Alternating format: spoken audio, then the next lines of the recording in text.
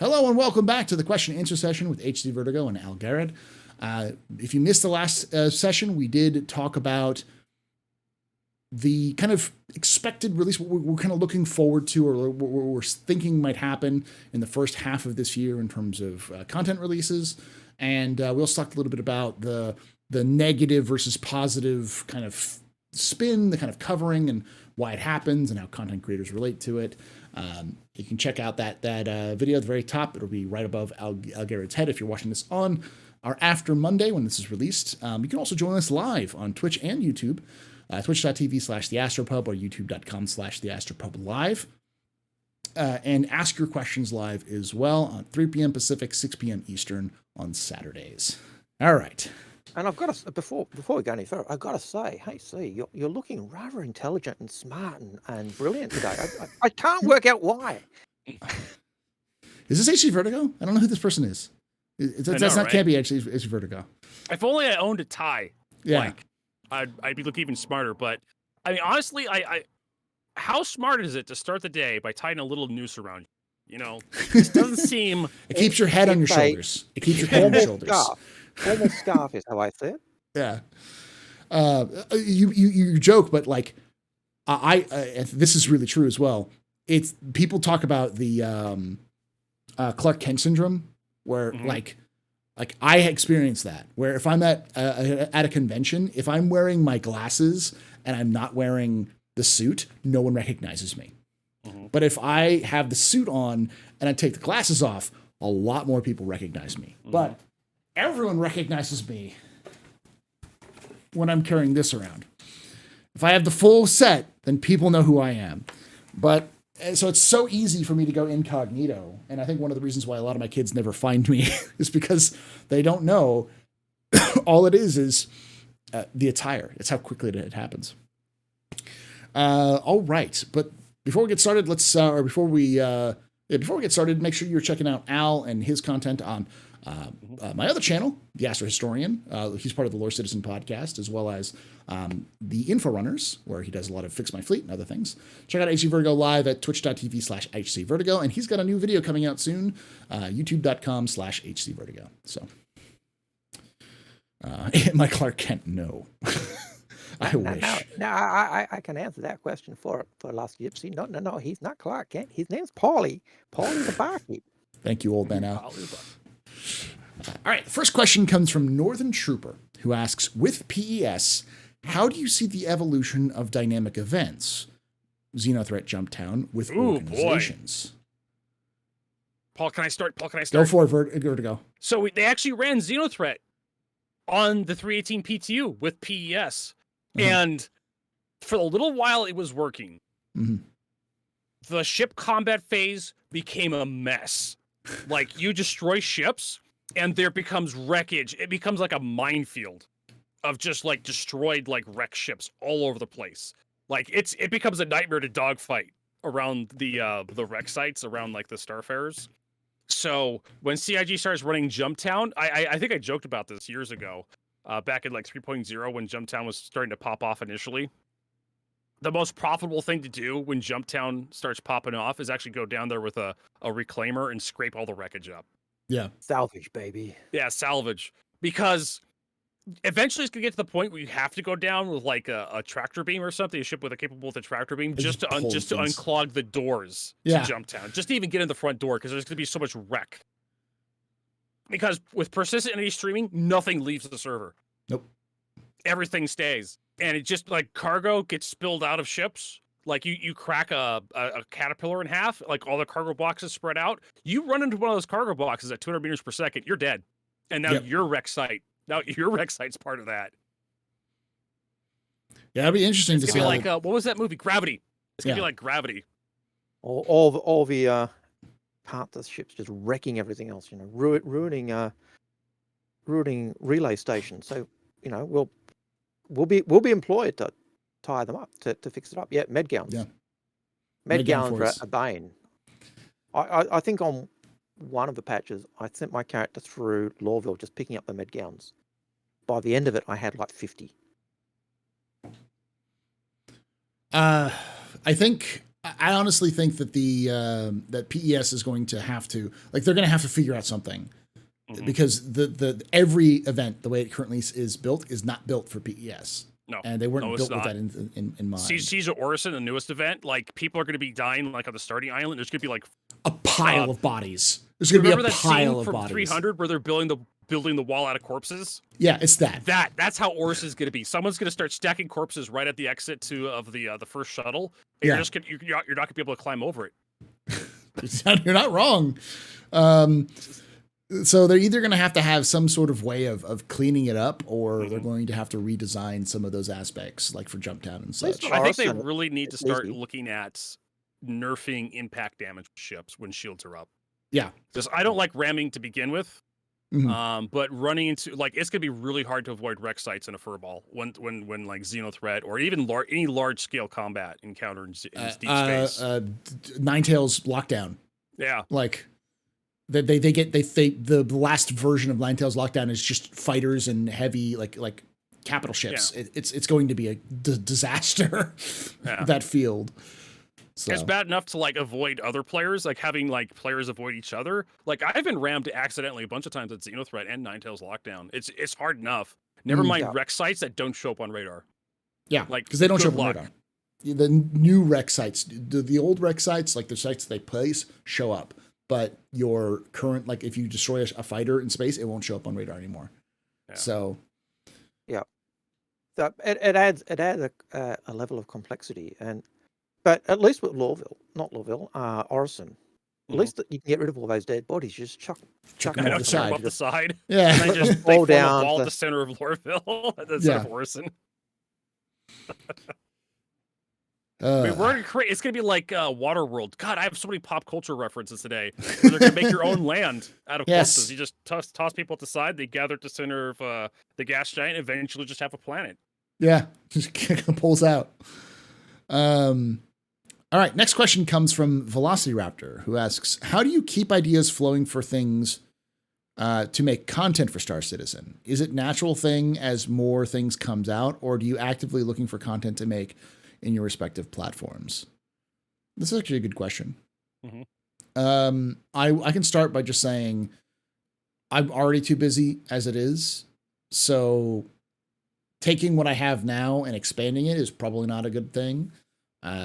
But I tend to find something I like to do and then work on it and then get it to a point where I can make it pretty easily. Like when I first started making lore videos, it would take me a month to get something out. Now with a short 10-minute lore video, I could probably sit down and write it, record it, edit it, and release it within 24 hours, which is much faster. But that's mostly because I have templates, which I've already have, like writing templates, editing templates. I've got a bunch of things where I can just insert this footage here and here, and maybe tweak it here and there, a little bit there. But it's a lot easier for me to produce that content than other content. So, but in general, I find that and then kind of build out from there. I don't really go looking for new content. Vertigo, what about you? I have a hard ADHD kind of makes it difficult for me to create content. Live content's easier for me to create because I could just spontaneously do stuff. Planned content for me, sometimes I wait for inspiration to do something. I'll have something, I'll be talking about something on stream and suddenly I'll just have a desire to talk about something. Something triggers me, I guess, is probably the nice way of saying it. I'm trying to cut back on the swearing for Paul here. I wanted to use a much worse word there instead of the word triggered. But something triggers me and my creative juices get flowing, and then I start writing a script and I start hammering it out and I start thinking about it, and then I start sitting down making the video, and it usually takes me a while to actually get everything planned out properly the way I visioned it. Because I'm learning as I go. As Paul said, the more you do it, the faster it becomes. But I haven't been doing enough videos to really get good at making the production flow very efficiently. And plus, I don't want to work 14-hour days. You know, you can easily turn content creation can easily become like a job in itself where you work 10, 14-hour days. Yeah.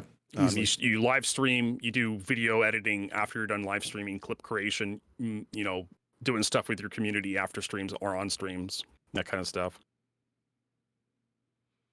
Al, what are your thoughts? Yep. He thinks yes. Yes. Yep. I think all of, you know, just repeat what HC just said, because it pretty much gets down to that aspect of finding content. Like, we do Fix My Fleet. How many Fix My Fleets can you do where they're different? And we tried it. We, you know, when we're doing Fix My Fleet, we try to tailor it specifically to the person. The person's come and said, this is what I'm interested in, X, Y, and Z. This is how much I've got. What do you think I should get? And we say, well, based on what you've said, get X, you know, these ships. And the usual thing is, you guys got rid of all these small ships. You guys got rid of all these daily drivers. You guys always say the same things. They're never different. And yet, when we try to do a Fix My Fleet with someone, it's specifically try to be tailored to that person. It just But that's probably the biggest thing. And then the other thing we struggle with, certainly during the Christmas period, is what to talk about. Like, there's lots to do and lots of things to do, but what to talk about that's interesting for our community as well as anything else. And I'm probably like you. I struggle to create content in terms of editing and all the other stuff. It's stuff I'd like to get into. I do very little streaming on my own little personal channel. And part of that reason is just because I always feel like what I'm doing is boring as batshit. That's something I kind of struggle with too, is this, like, I have to let my muse talk to me. Like, I have to have a passion. Something has to trip the creative instinct in me before I start even considering making a video.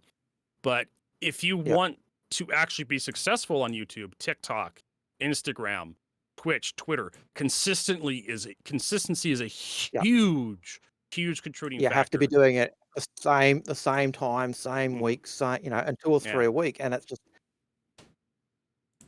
it's people give Board Gamer crap for covering the same talking points for months, but honestly, with sometime with Star Citizen, you hit a content drought, and what else is there to talk about? Exactly. I mean, that's one of the great things about lore, is that it may not get traction all the time, but it's agnostic. You've always got stuff to do. It's always got stuff. I am still finding stuff that I didn't know about in Star Citizen lore, and I've been looking at it for like 4 years now. So, you know, the classic was that when I pointed out the Hurston link to the Asperia boys and the glaive. You know, okay. You know, it's just common law. It's just in the law documents. It's in the Asperia. I think it's in the Asperia portfolio document. Yeah.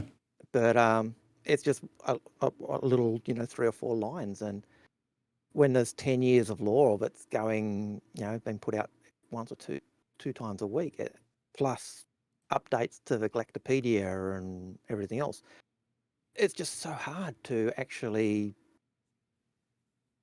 get a handle on all of it or know everything. It's a bit like history.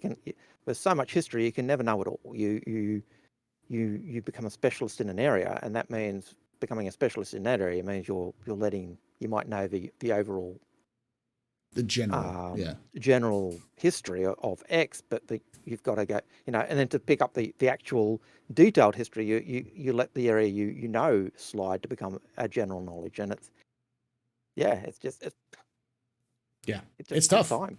And there are things you can do. I mean, the hardest thing I think is to find, for any content creator, is to find a place where you feel like you can enjoy what you're doing and a niche that you can fill. Like, for instance, another thing I've done in the past, and I'll get back to it as soon as CIG fixes it, is covering smuggling in the game, because it's a gameplay loop that CIG sometimes pays attention to, sometimes doesn't.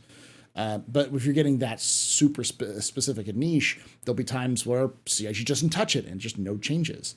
But with other things, like for instance, there are people who look at all of the stats in a game. Algared, your camera went black. Yeah. I've refreshed it a couple times, so there it goes. There you go. But there are people who do stats. Like they'll look at the stats. They'll look at the statistics behind like the weapon damage or shield regen, and they'll do full breakdown videos on all that sort of thing. So you can easily do that kind of stuff. That's plenty of people want those sort of things. People like to listen to the news. Like as much as there's so many people I hear who hate on Board, but I'm like, Board is probably one of the most popular content creators next to someone like Salty Mike or Morph. Or there's a ton of people who do that kind of content. And that's, Salty Mike does his week in review. Morph will cover topics, and Super Mac Bros. Super Mac Bros always covers. It's great for algorithm engagement, that weekly stuff. Yeah. One video a week. It's just the algorithm loves that stuff. Mm-hmm. Like consistency. So and then of course the next step to that is like getting like people to actually watch your videos. Get that the it's about promotion and whatnot. Yeah. That's promoting yourself and getting the right titles and the right thumbnails. That's all that is. Yeah. But we even found being consistent on the time you release a video, not just being consistent one video a week, but being consistent on the day and the time and the hour you release a video. That plays the algorithm game as well, and it's just and Blue Manix. This is going to sound harsh. No one cares about gameplay content. Twitch, they love gameplay content. Gameplay content is great on Twitch, but YouTube does not like gameplay content. Unless you're doing like high level, like a much popular game at very high levels. Yeah. Like no one cares about or you're content. doing a narrative story like Bed Bananas when he does his sort of things. Those sorts of things that are like really sculpted and crafted stories that they tell. Almost machinima levels. So we were just doing standard, ordinary, everyday gameplay with Inforunners, and people hated it. It just wasn't popular. We got more views when we stopped doing it and just did a talking heads type answer questions and discuss and it's almost a behind the scenes what Inforunners do when we get together and talk something over.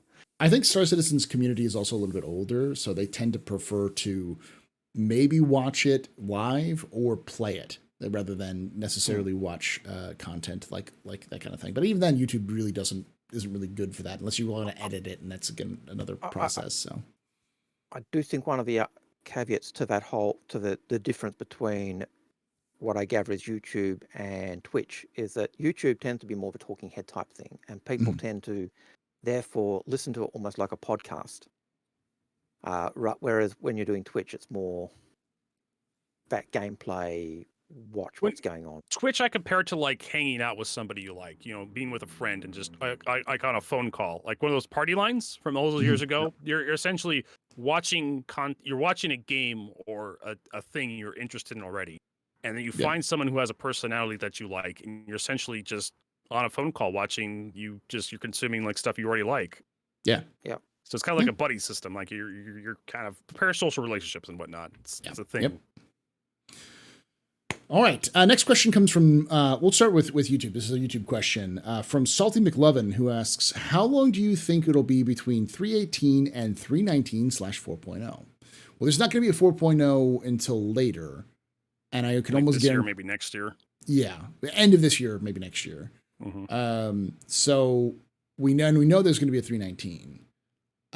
Personally, I think we'll see 3.19 as the Q2 patch. So June is when the Q2 patch usually comes out. What do you think, Vertigo? Like 4.0 end of this year, maybe start of next year. 3.19. I mean, who's to say we can't have a 3.20 and a 3.21? Yeah, we probably will have a 3.20. Honestly, personally. It's kind of hard to say what's going to be 4.0. Everybody thought 3.9 was going to lead immediately to 4.0, and the CIG was like, 3.10, we got you. Yeah. A lot of people were kind of salty about that, and we just like, oh yeah, that makes sense. Al, what do you think? I think the big change, like we know 4.0 is when we eventually go into Pyro. We hope it's the end of the year. We hope that'd be the beautiful time for it to come, but it may not. But we know from what CIG have been indicating that big 4.0 will be when they do a big major change to the actual gameplay, and the Pyro seems to be that big loop they're going. Will it change? Maybe not. But I think we will get more patches just to, it's a long road to Pyro. As someone just said in chat. And that's how they, even on the shows, 4.0 of a road to Pyro. So that kind of confirms that idea. But does it mean we won't get a 319, a 320, a 321? Nope. Yeah. And I also think that it's important to remember that 4.0, and I know this is a controversial take, but 4.0 isn't going to suddenly make the game good. It's not the thing that we're waiting for things to happen. There's a lot of stuff that can be added and improved upon between now and 4.0. We've talked a little bit about it in the stream before, where we talked about, or the video before, where we talked about improving the current salvage gameplay, the current trading gameplay, and like cargo gameplay. There's a lot of stuff that can be added and improved upon between now and then, including, we even mentioned Gen 12 and Vulcan and adding better performance for players, let alone servers. So there's a lot of stuff that can be added. So just because we're saying 4.0 is going to take a while doesn't mean you're going to see nothing between now and then. Well, you got to realize that 3.0 was a feature-focused patch, and 4.0 is also a feature. So is 3.18, and 4.0 is also a feature-focused patch. Every time CIG has focused on delivering features with a specific patch, it always becomes a quagmire for them. When CIG just stops focusing on features and just starts delivering quarterly patches, and whatever's ready to go goes. Yeah. That's when you get more consistency. Every time CIG switches gear to, like, we're going to deliver this feature on this patch, that's when stuff starts getting problematic for release dates. And sometimes they have to do that, just because of the way they want to develop the game. And one of the things they've been doing as they work on developing the game is build back end. Well, we're going back to this conversation we had earlier with CIG and hype. I'm sorry. Yeah. Keep going. But it is that whole idea of, that back end stuff is really important for enabling to add those other features. And it does go back to, as you were going to say, the whole hype question, how many of us got roped into the hype for 4.0 and Pyro? And it's 2 years ago. I can remember getting hyped for Pyro and jump points 2 years ago when we first saw the Kraken of a Carrack go through the jump point. But this is one of those things I think that CIG easily prevents misunderstandings with by just not giving us a patch number. And just like, especially with the roadmap should have short-term goals and long-term goals. Just have quarters. Yeah. Instead of quarters. Yeah, you and I have been talked about this a long time ago. That the better way of looking at it is what are their short term, what are their medium, and what are their long term goals. Yeah. And when CIG and when like we have right now, when we have the next patch coming out, when we know that the patch is coming out, they'll just populate that patch with some of the short term goals and be like, this is what we know is coming in the patch. This is what we suspect will come in the next patch, or later this year, or within the next 6 months. And then that would be like the next 6 months would be like your medium term goal. Like this year would be like medium term goals. Like 12 months would be medium term goals, and like more than a year away would be long term goals. And then when you see CIG start crawling that long term goal into a medium term goal, you're like, server meshing was a long term goal and suddenly became medium. So I guess they're getting close. Yeah, but they don't give you a patch number. They don't give you a date. They're just like, hey, we feel like we're getting closer, and then suddenly gets pushed back into a long-term goal. Like, I guess that was a false alarm. That won't stop people from speculating, though. There'll always be people who ask and speculate and those kind of things, who want those things because they want dates. The eternal.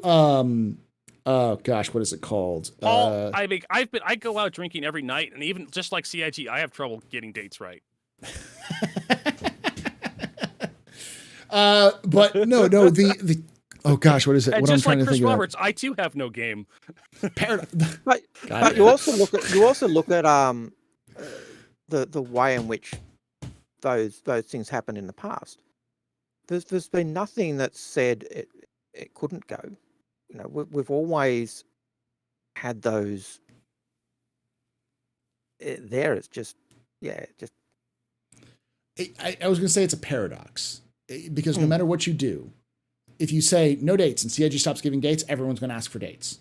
Yeah. If you give dates and you miss and if you start giving them dates and you miss them, everyone complains about you missing the dates. So and there's no way you can win. They used to do the quarterly patches and say this is what's coming, and these are confirmed to come. These are and they changed that to being the progress tracker. And I think you're right. The progress tracker is a crap name for it. It's the work in progress. It's the work tracker. It's what is being worked on, not what's actively in development right now. Yeah, it's what are we actively working on and aiming for. You know, that is the difference rather than saying this is where we've reached. And so I agree with you, Paul. So at some point, CIG just has to accept that some people are just going to be mad. Yep. And that's the reality. You throw your hands up in the air and say, well, screw it. Let's just keep making just focus on making the game. Yeah. And just let those people be mad somewhere else. And just lock down the forums like they have. And when mad people show up on the forums, like, you missed your dates. And you're just like, well, you know, maybe this isn't quite for you. Just sweep them out. Just escort them off the premise.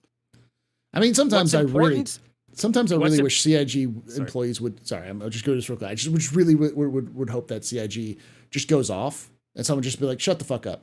You don't understand dates. Get the fuck out. Bye. And they kind of did that with that very snarky letter when they changed the roadmap. There was, if you read between the lines, there was a gigantic middle finger there. Because they were definitely getting kind of upset with the way the community was treating the roadmap, and they're like, it was a constant struggle with CIG. They constantly said it was not a date, like that they were planning. It's like this is our goal, not a fixed promise. But no one listened to them. So no one listened to it. It's like the old freelancer.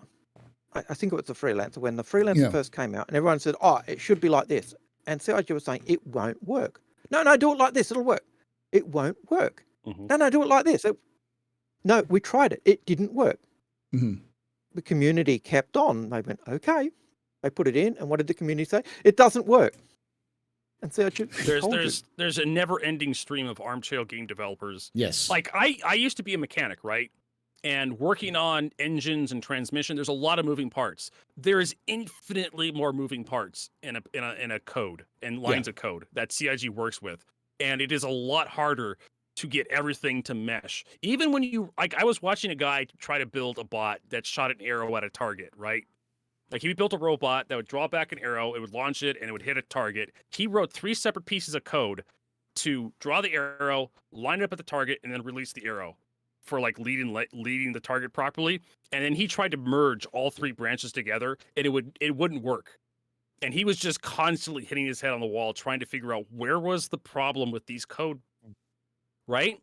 What's going on? Why everything works as an individual. The arrow, it'll draw the arrow back and release it. It'll track the target, and like for some reason, when you combine all 3 pieces together, it just doesn't work. It won't hit the target. Yeah.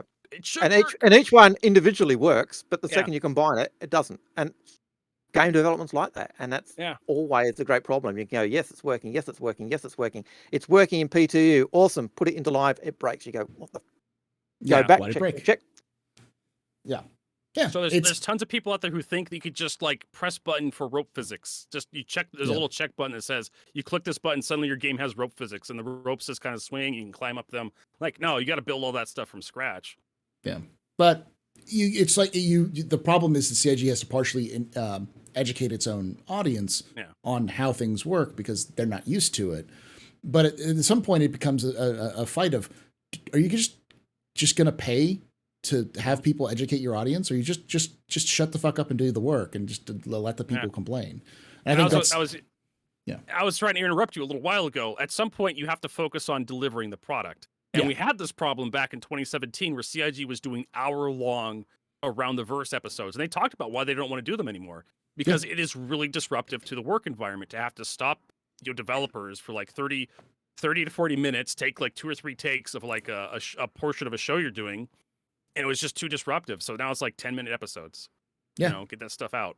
That's why you get them. Because, and I can guarantee you, it's one of the reasons why I also say, like, when people go like, oh, well, I'm sure X or Y or Z is going to make it before the end of the year. I'm like, have you seen CitizenCon?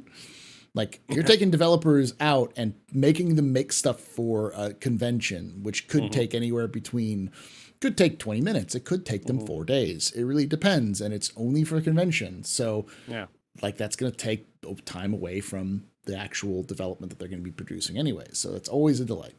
Anyways, let's move on to the next question, which is from Northern Trooper. And I'll start with you on this one, Al. Features versus content. Will this year have more features or more content? Yes. Go ahead. I've been talking over everybody. I'm going to let you go. We know it's got the features. We know it's got the pairs. We know it's got the cargo refactor. We know it's got, the outposts and things like that. We know it's got racetracks. We know that the lore team is being pulled off writing lore stories just to put out on the website, just so they can work on developing dynamic missions by doing the conversations for those missions.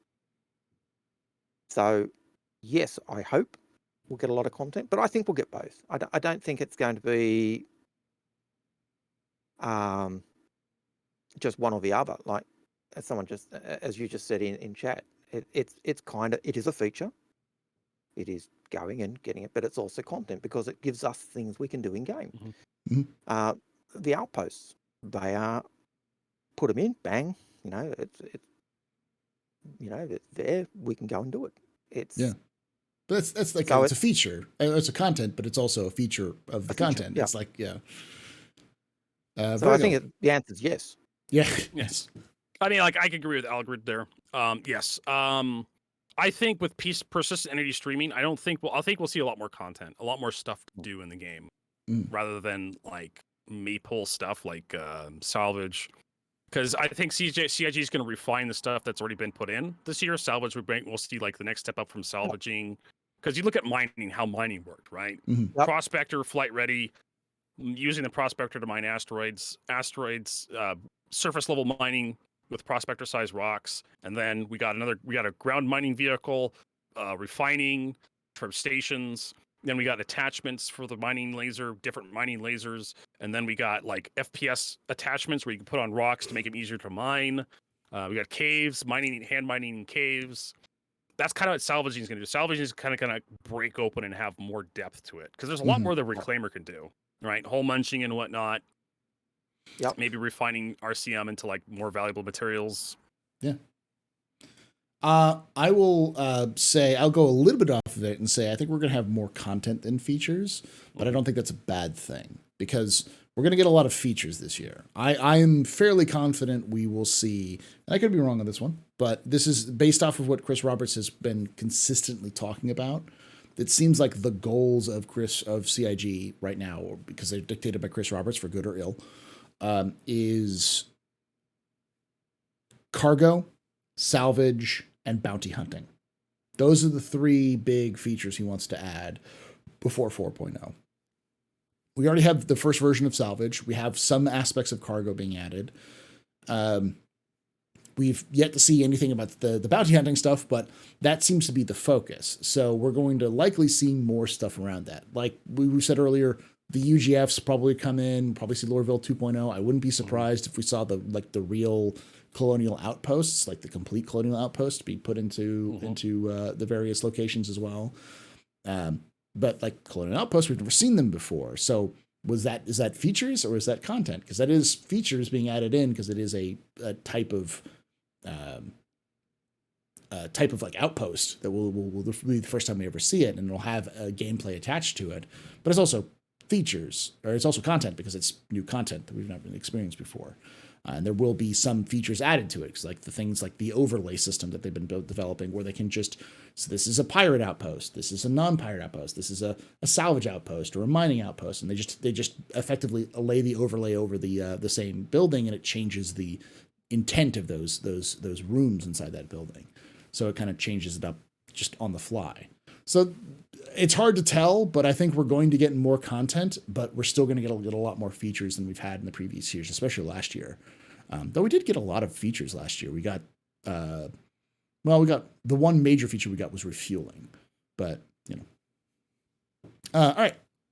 Next question comes from Nazarus, who asks, possibility of a 320. I believe 100%. What do y'all think? All three of us have answered that before. No, I think 320 is definitely something that's possible. Yeah. Yep. I think it's almost probable. I think I would almost confirm 320 because of the way that everything's falling into place. So, well, I'm more than 50% certain that a 320 is going to come. Yeah. During the break, when you were away, I'd actually had a look at the patch notes, and we're at PTU 318. Algared, you're really quiet to me, man. I can't hear you. Sorry. Got to lean forward again. Sorry. Yeah. We're at 318.0 W for wave 1. So, just in terms of how the current 318 patch is going in, I can't see it not going 19, 20, 21. So yeah. And for those who are wondering, Q2, Star Citizen's Q2 seems to be a little off. Now, they still use the typical quarters, but a Q1 patch is almost never released in March. It's usually released in April. And a Q2 patch is never released by June. It's almost always released in July. So, or by it's March. Yeah, it's almost always released in July. Sometimes in August, depending on how bad it is. But, all right. Northern Trooper asks, what will be the largest ship to be released this year? I don't know. I have no clue. If I was to be, pull out the reserves of Hopium and hit that, I'd say Polaris, but I don't know. Hard to tell, just because we don't know the Polaris. status I think is in work. They showed off a rework for the interior on the Polaris recently, right? They've also talked about has been pinned. Yeah, the Banu Merchantman. They could have the whole C. Yeah, the whole C. There's also, or the whole B even. Possibility. Yep. We know the whole C is in development because they've showed off the interior, the exterior. We've seen like the collapsed version of the whole C actually in engine. So yeah, and we've also seen the Crucible. So you go ahead, Al. Yeah, and I think the whole C will be tied more to the cargo factor and how that develops, just because of the nature of the whole C. The Crucible, I think, will be tied more to the flip side of repair, of salvage side being repaired, the flip side being repaired. So, and I certainly think the Crucible will be before the Vulcan, because the Vulcan's just drones, which is a totally new feature that they've got to work out and add, as well as being new content. Whereas at least with the Crucible, because of the arms, it would be more as an extension of the hand tool. Honestly, I would expect the Crucible to get reworked to use drones instead, getting rid of the grabby arms that it had for repair. Crucible has drones. Oh, it does? Yeah. Okay. Yep. Crucible's got drones already. It was one of the things we found as we were doing the I claimed it didn't, scrutiny. And then I found it did. Yeah. And we went, oh crap, it's got drones as well. So I was like, wow. It blew our minds. It was just one of those things that went, crap, how could we forget that? But and for those who are wondering, because they say, anything that's big has to be already in production. All of those have been in and out of production in the last year. The Crucible, the whole C. The whole C is, I think, finished. In terms of it's ready to go. It's just they're not putting it in quite yet. But I have also seen updates of the whole C not being quite ready to go yet, so it's hard to see. But they mentioned that they had done everything they were supposed to do for the whole C, like all the polish passes back in October. But we said the Banu Merchantman was at some stage. Polaris, we've seen work on it. Yep. Even the Galaxy is still on the roadmap. So like all of those things are possibilities. So. And no, sadly, the Liberator is not one of them. I know there's been speculation that this year the IAE could be an RSI year, because there's so many RSI ships that are in the verse. And if that's the case, then you would expect probably the Polaris or the Galaxy to be the ship that they put out. You could even see the 600i being the ship they put out. They've done a lot of work on that. So, yeah. But as you said, your guess is as good as ours. Mm. I'll go through some quick ones. We already talked about 317.6 for Coremore. Randier Lorm asks, possibly. Almost probably. Another one was, when do we realistically think 318 goes live? I think we all said somewhere between March and Q2 at the extreme. So maybe late February. We'll see.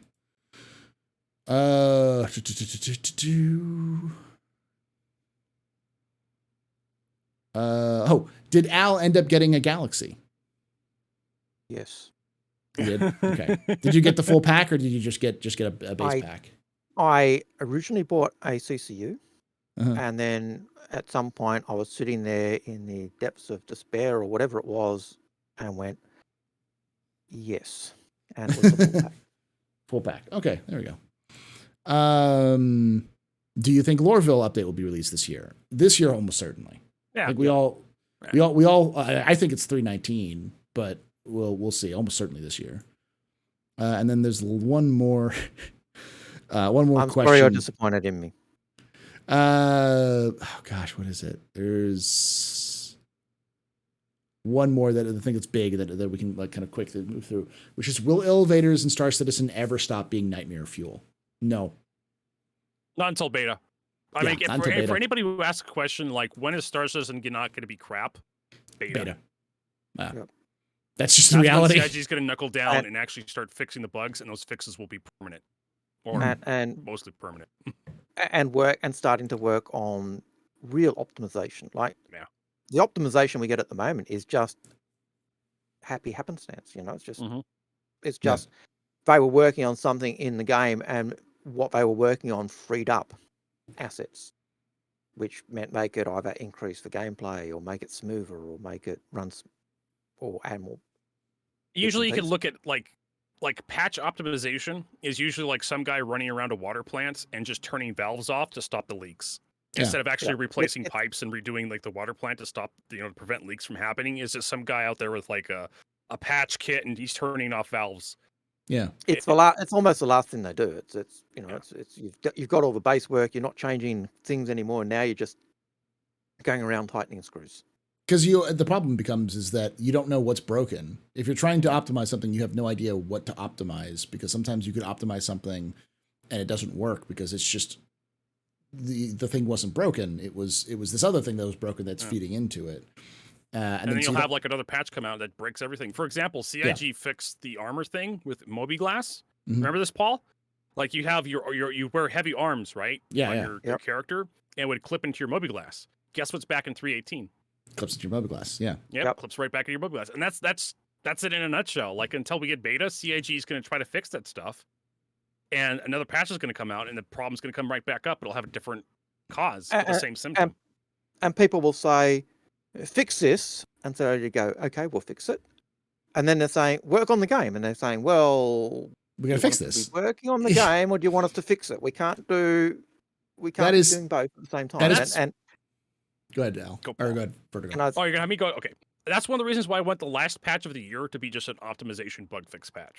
Yeah. They just take the last patch they released and they patch that patch instead of dragging new features or new stuff from like the developer branch and adding that to the game and just having everything get thrown through a tumble dryer and just turn to glass, glass shards start pouring out of the washing machine. Yeah. Just take the last patch you had, patch it up, and then just take the new year off and then come in.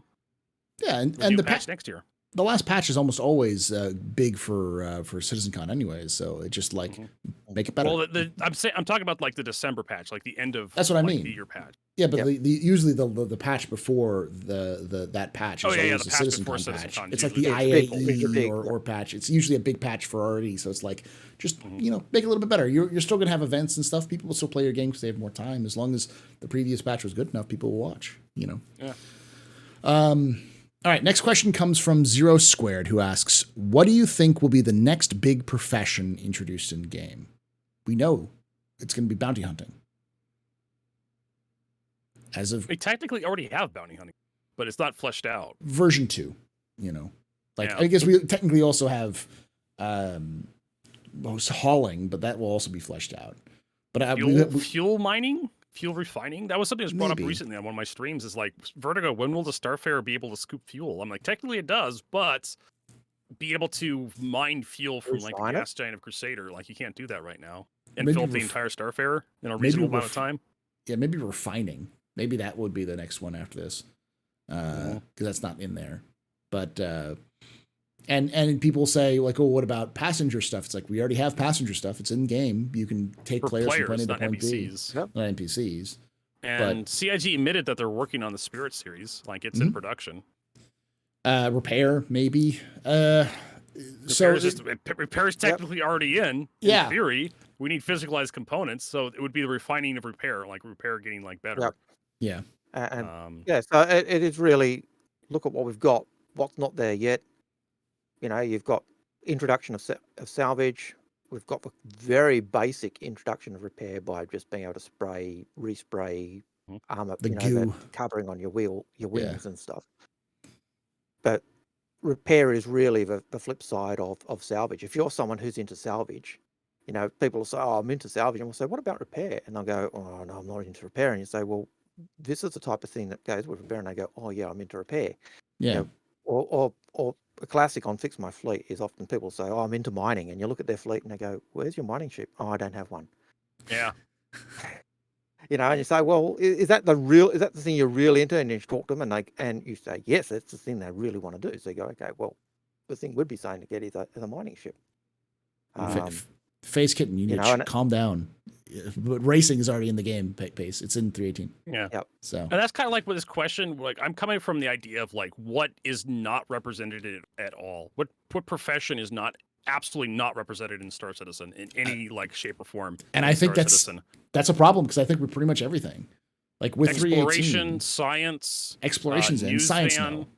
But we're starting to look at like. We're looking at the very fringe professions, like things that a handful of people will do. Data running, but data running is just cargo. I think science is going to be just crafting. Like, it's going to be the Star Citizen version of crafting. So, I think Face Kitten just had their caps lock on. Anyways, next question comes from Os Veteran, who asks, will we be able to make our own avatars? I'd like to have bigger mustaches on mine.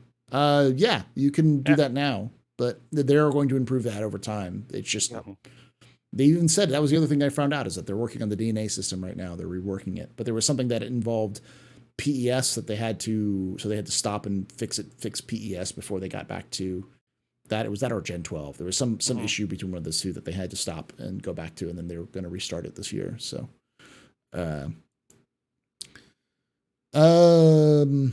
this is an interesting question. Ionic Gecko asks, what gameplay feature do you see changing the game the most this year and why?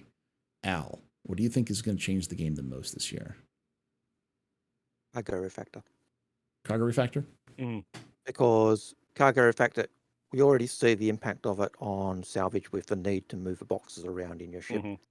The more you're moving those around, it really does determine how much you're able to carry. So if you're able to stock your cargo really well, you'll be able to put more in and maximize your usage of space. I think as they go bigger boxes, it'll tie in more gameplay with ships like the Argo, the Raft, but it'll also bring in, make it possible for us to have bigger boxes instead of just lots of little boxes. It'll increase the opportunities to have the larger ships, even the the Carrack and the Starfarer to be able to carry bigger boxes and rather than lots of little boxes. But it opens a way for the Hull C and the BMM. So yeah, I think Cargo Reflector opens up that a lot more gameplay for us in the long run. But I could be wrong. All right.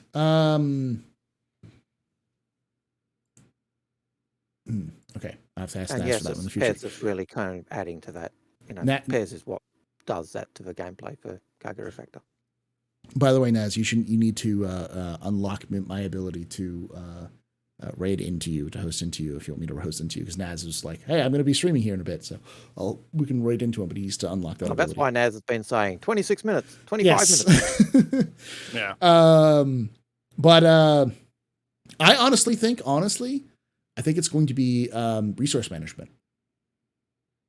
You think the RIC system's coming out this year, the resource item controller? I almost certainly, because not only did Chris mentioned in his monthly report, in his letter to the chairman, that the beginnings of it is already in the game with 3.18.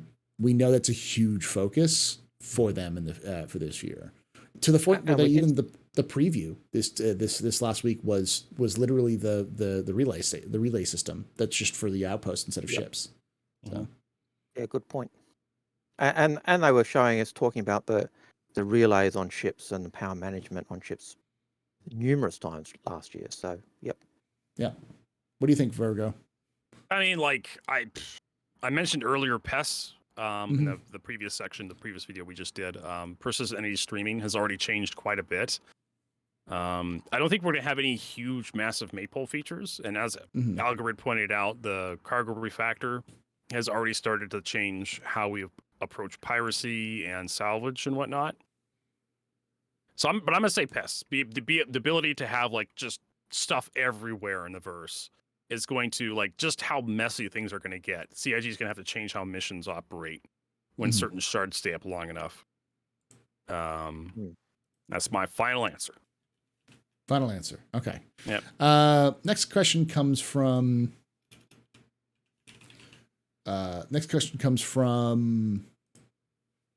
Monster Avi, who asks, with the hand repair tool coming in, do you think they will make any progress on repair ships, Crucible or a new one this year? Almost certainly.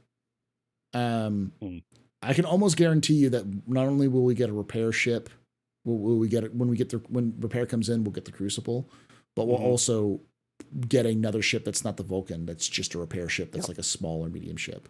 I know early on you used to say, the Vulcan is the repair ship, at the medium ship we're going to get a smaller one. And I can remember we disagreed because CIG had sold the Vulcan as the starter profession ship for repair. But based on how things are going, I think, I wouldn't be surprised if we see a smaller one.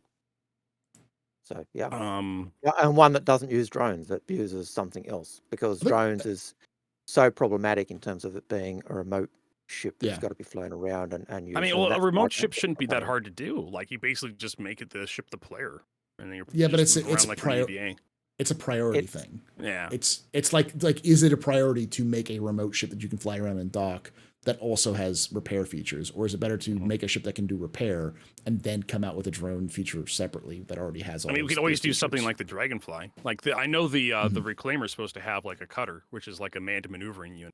Something similar, like you basically like a Dragonfly you wear that allows you to float around and grab stuff and move things. But I think it'll probably be like a snub, or a really small ship, like Algared said. It'll be something. I would love an MPUV repair ship, which is some of the original artwork for the MPVU was with a cutting tool and a claw, so it could literally cut open ships or do minor repairs on an Idris. But it'd be lovely to see that. To be clear though, I don't think we'll see repair this year. I hope we can see repair this year, but I have no belief that we're going to see repair this year necessarily. But I do think we'll see lots of progress made towards repair. We'll see it in those sorts of things. So, and chat, I love all of the elevator questions, but we've already kind of answered them. Will it take them 10 more years to fix elevators? Yes. It'll take them until the heat death of the universe to fix elevators. They'll release the game and elevators will still eat you.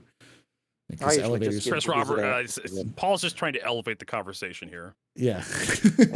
I usually just use the elevator, the wizard answer to any when questions. Yes. It'll be when, a wizard is never late. He's always on time and he appears when he's supposed to. Yes, exactly. All right, next question comes from Shimpasta, who asks, do y'all think the PES implementation in 3.18 has been more or less smoother than you thought? Honestly, probably a little bit more smoother than I thought, because I was expecting a lot more dumpster fire. What do you think, Vertigo? It's met my expectations. I mean, it's basically like an Evocati patch right now. It's still like we should have like in order to exceed my expectations, it should have been 3.18 would have been live by now. Yeah. Like I had extremely low expectations, and CIG has slipped right under those. What's that meme? We had low expectations, but damn. Yeah, exactly. I'm sorry to CIG employees that are listening to me, but it's just like I literally was guessing that 3.18 would be live by the end of the last year. To be fair, CIG was too. So yeah, to be fair, based on everything that's happened in the past, everyone expected that by this time we would be in 3.18. Yeah. That's a given. I don't think anyone expected us to be only in wave 1. I think we've certainly got beyond Evocati. I think I'll disagree with you at that point, HC, because Evocati is that small group of really hard testers who are going through trying to find bugs. Mm-hmm. Wave 1 is expanding the player base, so you've got more people in. I'm saying it feels like an Evocati patch. How it feels like just busted it is. Yeah. How busted it is. Yep. Okay. Yep. I'll give you that. It does. I would say, and the fact that we're at patch W is an indication of that. That we're at W and we're only in wave 1. That tells you how problematic it is. It feels like they had a Evocati patch that they kicked out the door because they wanted to get data on it. That's what it feels like. Yeah. And I'm almost certain that's what it was. So, because I think it's one of the longest wave 1 patches we've ever had, partially because CIG took a break for 2 weeks. So, all right. Next question comes from Northern Trooper, who asks, why is some content locked behind major patches like the new race courses? What? Are you serious? Is that question literally serious? Why is content locked behind patches? Because that's the patch that CIG actually put the content in. Yeah. Like CIG has to patch the game to get the content into the game. Like it's a mechanism for putting features and content. I think the question is more, why are they putting things like why couldn't they release racing now for 3.17.5 rather than waiting for 3.18? Why does it have to be behind a big major patch with like PES instead of being put out like because sooner? It was decided. Yeah, because someone who makes more money than you decided that this is how it's going to be. And if you want to keep working here, if you want to keep collecting a paycheck from Cloud Imperium Games, you will do what you're told. We're going to have you come in on Monday for a meeting with your manager, and we're going to sit down with human resources, and we're going to figure out what your future is going to be with this company. Okay. I don't think it was a troll question. I get the concept, and I think the answer is that 3.18 took far longer than they anticipated, and so the people who were working on content, like the people who were working on racing, they didn't stop working because 3.18 wasn't ready. But there's no reason for them to add the new content into earlier patches if it needs or is reliant on something like Gen 12 or any of the other things. I mean, they could. Yes, they could always take racing stuff out and then shove it into the next update. But you have to realize that like a large corporation like CIG, RSI, Robert Space Industries, Cloud Imperium Games, is like trying to steer a boat. Yeah. Like it's not like a speedboat where it's like nimble and agile and just turns on a dime. It's a cruise ship or a tanker where you have to plot your course out and you have to plan your turns. And if stuff starts going out of lockstep, if stuff starts breaking down and eventually starts slowing the rest of the company down, stuff starts backing up. That's the whole purpose of a producer, an executive producer. A manager is to make sure that everything happens to a plan. Mm-hmm. That way everybody can figure out what the next step. We're going to finish this, and then after we finish this, we're going to go on to this. And if stuff starts delaying, getting backed up, then we can't do this next thing. Yeah, it affects this next thing. So it's the reason why every January is a dead year, because they have to plan, right? So I don't think there's a problem with the fact that the racing's in 3.18. They could have put it in 3.17.5. They didn't. I don't think they expected to need to go a 3.17.5 or a 3 or a 3.18 or a 3.9, or a 3.17.6 or whatever. They were expecting we'd be in 3.18. They expected the racing in. Do you want them to go back and rework and take the code and put it into a 3.17 patch and risk adding, you add stuff to a patch and you can sometimes break it. Do you want to risk taking stuff out and putting it in and breaking it? Where okay, it's working at the moment here. Let's leave it here and we'll add different things in which we can port across as well. So yeah, it'd be nice if they could, but I don't think it's worth the doubling up of work to add on a patch which is as a stopgap because the one you're working on is just not ready yet. So all right, let's move on to another question here, which is get here to the Q2 questions. The next question is from QPan, who asks, what's the most interesting thing you found in game, either in a loot box or just found randomly in game? Let's start with you, Vertigo. Shoot, it's probably some loot I found off a guy. It was those Terravon war medals I found in a loot box. I was like, it's just this junk item that suddenly showed up in the game, and I'm just like, with like 317 something, it was like 317.3 or something. It's 317. Just like, oh, what's this? Haven't seen this before. And of course, I've seen people with like 318 just dump their inventories at like ASOP terminals around like Orson and whatnot, and it's just like, oh, I haven't seen one of these in game before. Like it's like one of those coins from like the Intergalactic Aerospace Expo when they did Best in Show. And I was just like, oh, cool, I haven't seen this before. I mean, I have it in my inventory, but never bothered pulling it out. I'd probably say similar. The relics. The relics was the most. When I found out that relics were in the game, it completely changed my perspective on Star Citizen. I have an entire org that's dedicated to collecting relics. Like that's how interested I got into it. So, Al, what about you? What's the most interesting thing you found in game? Not much, because generally I just fly my ships around. Yeah, I don't really bother about doing the missions. I'll do a bounty mission here or there. I might do a. Is there any like a bunker mission? Is there any like geographic feature you saw like, wow, that's cool, or anything like that? You're just like, wow, that's impressive. Well, there's the Flosser and Big Benny Henge. They're probably the two big ones. But yeah, Flysa, the USS Flysa and the Benny Henge, which are both in Easter egg locations you have to find. So, all right, next question. Trying to find the Flysa the first time is always difficult. When you used to have to triangulate your position and it's always a pain in the butt. With the Galaxy and Persistence potentially letting you, this is Monster Abbey, potentially letting modules act like ships in a hangar. If quick cheap solution rather than hard. Okay, that's a lot of parentheses there. With the Galaxy and Persistence, do you think we'll see news progress on modules? And which ships will get them? How will size duplication /duplication affect them?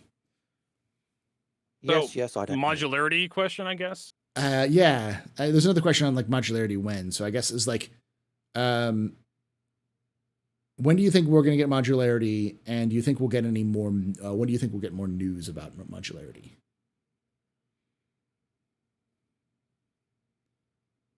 I think we'll see more modularity because from my understanding, the Redeemer was getting a rework soon. And it has modulars. We'll probably see like the people who bought the Redeemer base module. There's just going to be an empty Redeemer. We'll probably see that show up maybe this year. Maybe. So, I mean, modulars are basically going to be treated like power plants and shield generators, just really big components that are going to be in your inventory. Like they're going to be massive, volumes. You probably have to have like a Hull C or something, or a Hercules just to move the module around if you want to take it someplace. But you'll probably have to change it out, like in your ship's manager, the VMA. You open that thing up, you click on the little item port, and you click on the module you want to put in there, and hit apply, and that's probably how it's going to work for a little while. And that's assuming you don't need to do it at a particular venue like Cousin Crows or another shipbuilding venue, So certainly for the tally, they have worked on the tally. We do know it's modular. We do know that. But we also know that what modules they've got for it because they sold them. Mm-hmm. We know that when they brought out the Galaxy, one of the things they said is, we want to work on modularity, so we brought this. We've decided this is the focus, so we're doing this. That could explain if they work on the Galaxy, that's answering that. But my gut feeling is that the Galaxy comes out of the work they were doing on the 600i, because the 600i uses the same type of one module changes the ship. So you've got the 600i touring, you've got the 600i exploration, and then you've got the Galaxy with its cargo module / medical module / refinery module. So you can you almost see they're identical ships in that role. Would I expect smaller ships to be done with modularity? Yeah. Would I love to see the Caterpillar have its modules done? Absolutely. Would I love to see even the ability to change the engines on the M50, which was one of the things that originally was stated that you do the M50 to kind of increase or tune it in for racing. That would be a great thing to do as well. But which one will come first? I'd probably agree with you, the Retaliator, because it's one where they've done the work on it. We know the modules. It's going to be, my thought process would be that would be the easier one to bring in, but who knows how they'll end up going. Unless as I said, the 600i is the first one and the Galaxy comes off it. But yeah. Yes, and I don't know. I think we're going to get more information, and we'll get more information on the different modularities. But I do think that the PES needs to be implemented first.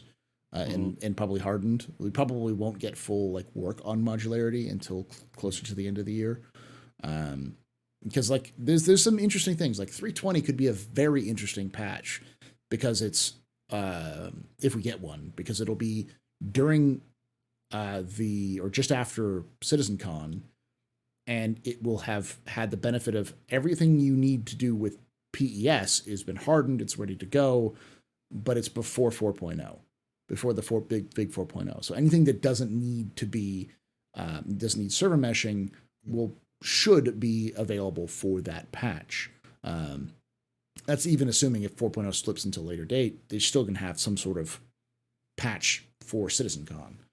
So it'll be interesting to see, because that's something that doesn't really need server meshing, that could be implemented, and they have worked on it, and they have had people, putting time on it, and they've made mentions of it in the past. Especially with the Galaxy being on the roadmap. I still think it's the Tally, but I think we'll get more information on that going forward. And someone else mentioned, this seems like it's just and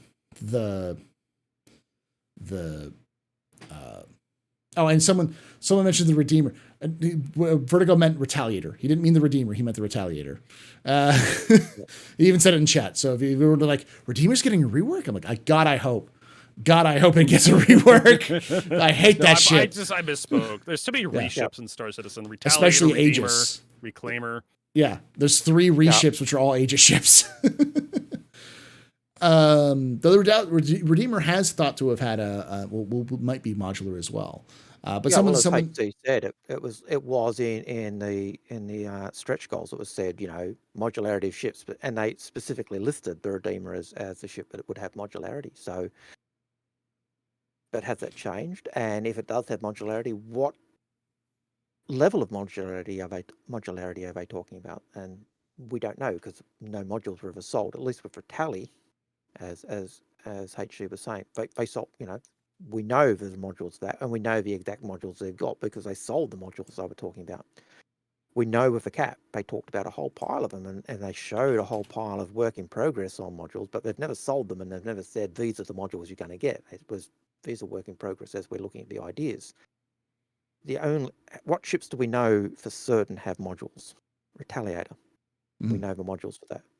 Tally, Caterpillar, M50, Endeavor. Endeavor. We know the modules for that because they've put them out. The 600i, because we've got the 2 ships in game. But there's not many where they've said it's modular. Galaxy. We know the Galaxy is another one where we know the modules. Vanguard series. The Vanguard modulars. It's got modules, but we don't know what the modules are. That's exactly the point. What the modules Ones are. we Same know as the modules. Yeah, we know they're modular, but we don't know the modules. Whereas we do know the modules for the Retaliator, the Endeavor, the Galaxy, and the Galaxy. And but technically I don't know of the any others because they have the battlefield upgrade yeah, kits. and the battlefield upgrades. Bucks, yeah. But for the others, we don't know what the modules actually are. We know they're modular, but we don't know the modules. Whereas for those 4, we know what the modules are. It's like 8 ships out of like 140. Yeah, have some modularity. And CIG has said that they'll like that sounds like just sounds like the different versions, like there were variants. It's like yes, because originally they were going to go away from variants and do modules, and then because they thought modules would be easier to do than variants, and then they said nope. Well, they don't make nearly as much money selling modules for ships than they do selling whole ships themselves. Yeah, but you also notice that they took them a lot longer to get modularity in than they thought it would take them. So they decided to go with variants instead. I do think they'll do both. They'll do variants and modularity, and they'll just you'll be able to buy in game to swap them out. It's up to you. Because CIG they're not they like money and they like options.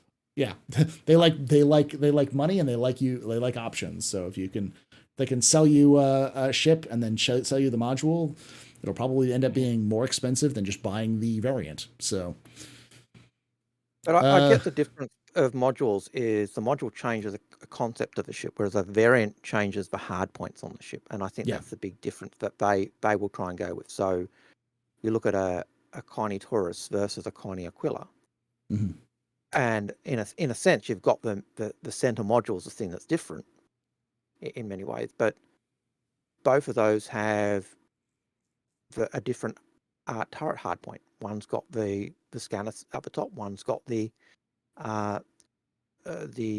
tractor beams down the bottom on the ventral turret. So they are different ships in their variants because of the hardpoint difference. Whereas say the Galaxy, the hardpoints are the same. It's the module that's changing, and I think that's where they'll do that differentiation. But yes, they like selling big ships, and ships sell more.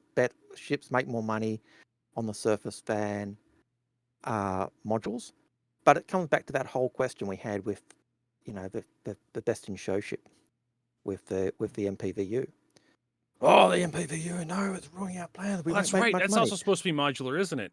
Yeah, it is. It's like in the very name. It's in the very name. Multi-purpose utility vehicle. But the original idea was we don't want that to be the ship because it'll ruin our sales. We won't make much money. And then it was, oh crap, we're selling a shit ton of this. Yeah. So sometimes those microtransactions could actually have that flip side of being better than selling a big ship. Yeah. I've constantly been saying that, like, if CIG gave people a paid but very detailed customization option, like if you paid money to completely detail your ship in a very specific way, but you had to pay cash for it, people would do it. People would throw money at that if they could get that details. People did that with the 300i series. Yeah. Upgrades. But all right. Next question comes from, okay, there's a couple questions coming in for modularity. We're done with that discussion, y'all. From YouTube, who asks, from Nick Malone, who asks, in your opinions, what could CIG do to help the community stay in line with expectations? More communication, previews to various content creators. I mean, I'm never going to say giving content creators early previews is a bad idea, though the community, they used to do that, and then the community complained about it. Like they gave, and they still do this every so often, they'll give content creators access to a ship before the people who paid for it in PTU, and then people lose their mind. But I remember that. CIG gives me free ships to give away to my community, and people were like, content creators are devils. And I'm just like, I'm not keeping the ship. I'm giving it to one of my viewers, and someone who's not me is winning this prize. Yeah. But I think there is very little CIG can do beyond what they do other than pay more money, which I don't think they should do, which is they could pay for somebody whose sole job is to go to every single like team and take notes on everything that team does and then compile it and send it out on a like a weekly or monthly basis in detailed form. But that would require one person to do that for every team, and that's their sole job. And one person's salary is very high for that kind of job. It's just not worth it. Like, a lot of people complain that CIG doesn't communicate enough. CIG communicates wonderfully, better than a lot of other. Yeah, sometimes way too much. But I think CIG already does exactly what you want them to do. Yeah. And I think we have to give huge props to this. We have to compliment CIG for actually doing this. Those AMAs they do on the forums are brilliant. I love them. As a content creator, as a fan, it's great that you just have a whole bunch of fans ask a whole bunch of questions, and then you have devs cherry pick the thread and answer what questions for like an hour. And brilliant. And then you've got the monthly reports as well, which basically go through every department of what they're working on and what they've done. Yeah, but that's a department, like the department giving a brief rundown. Department head getting like a summation. Yeah. But it's still going through every department and every team and saying this is what we've been doing and this is where we've got. But how many people actually read that stuff? Seriously. I know I go for it. I know I should. I should be, as a Star Citizen content creator. I should be reading those monthly reports. I do all the time.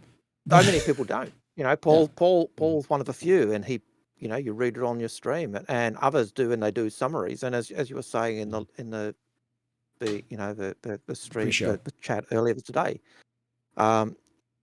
if you do the summary, you often miss the nuance of what's been said, and that's always the catch-22. And you say that to your student. I'm sure you say it to your students all the time. You know, hey, don't. You know, you've got to go through this. You've got to do. Don't read Wikipedia. We'll go through the details. Don't read the cliff notes of the book. Read the book itself. Read the actual thing, because you're going to miss the context. If you use Wikipedia, you know, Wikipedia is a great start point, but check the details. You know, kids will say, I don't want to show the working out. You know, no, show the working out in your maths, because it's that working out that if you're stuffing it up, we can actually see where you're stuffing it up and actually help you improve. But if you're just writing the answer down, we can't see where you've got it wrong. Yeah. It's So, but so the point is that I don't think CHE can do really anything at this point. They have thrown so many screens at you telling you that it's a work in progress, that it's in development, that you don't even know that they do. Every time you open up anything that has to do anything to do with the development and news, there's a screen that says this is a work in project. The things may change. You understand this. Even when you launch the game, it tells you to do that. You get the white screen. Yeah, that's the first time I've noticed that. That's like, I guess that was like something they put in Evocati, but the 318 PTU, there's a obnoxious line of text at the bottom that says this is an early access. This does not indicate the quality of life. Yeah. But even when you launch the game, you probably forget that there's little box you have to check. There's a box you got to tick and say, "Yep, I know this is a work in progress. It's not a complete game." I thought that was like the epilepsy warning. Yeah, no, it literally means that you understand this is a work in progress. That doesn't matter though. People will just kind of go out. So and just assume it's the epilepsy warning. Yeah, the answer is that there is a point upon which CIG is investing more resources in trying to tell people what they're doing, that it's wasting resources building the actual game. Yeah. And I think they're at that point. What is that called, Paul? Waste of my time and money? I don't know. Opportunity cost. Oh, yeah, you're talking about that. That's not opportunity cost. Opportunity cost is the choice that you make, is what you're giving up when you make a choice. Yeah, and they are. They have to give up something to educate the community on what they're doing. They can have more developers, or they can have content managers, or what do they call them? Community managers. Yeah. They still need more community managers, but, you know, they need more developers too. So. Yeah. And they probably could get the game out quicker if they didn't put things on live. Yeah. But they want it on live as well to keep us engaged, keep the community engaged, give us things to do, to give us that, keep feeding that excitement. But there's the thing that's been said numerous times in the chat. Do you want it good or do you want it soon? You can't have both. If you want it, you know, you're going to pay for what you get. If you want it quick, yeah, I can do it quick, but it's not going to be good. If you want it good, yeah, I can do it good, but it's not going to be quick. Take your pick, people. And we're all guilty of it. We all want it quick, and we want it. We're now. I want it now. We want it all. We want it now. Are you kidding me? No, there's not a person in this panel who wouldn't want 4.0 right now. If it was 4.0 right now, we'd be fantastic. I'd be over the moon. But we're all like Veronica Beauregard. I want it, and I want it now. Daddy, yes. Get it me now. We'll all turn into great grapefruits. Yeah. All right, next question comes from Os Veteran, who asks, what's going to happen when there's too much space junk in PES? They will cull. They've already said that there is a point that they will cull things when it comes out, but they're trying to find the upper limit. Yes, that's part of what they're testing. Yeah. Veronica Salt, a classic for Star Citizen people. Yes. They're very salty. Next question comes from Monster Avi, who asks, with the previous Outpost updates and the new 318/Persistence updates, how long until you think we'll hear more about player bases Outposts?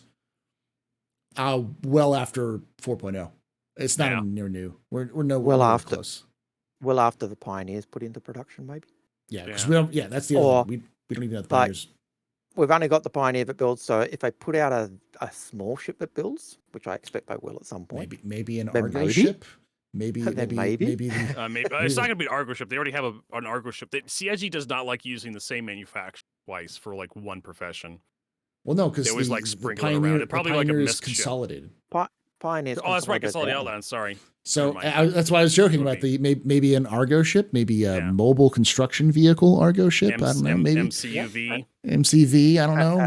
Maybe something we've already heard about in leaks. An Argo road building ship or rail building ship. You get something that ties in with at least their lore would be nice, rather than making a weapon of mass destruction for a humanitarian focused company.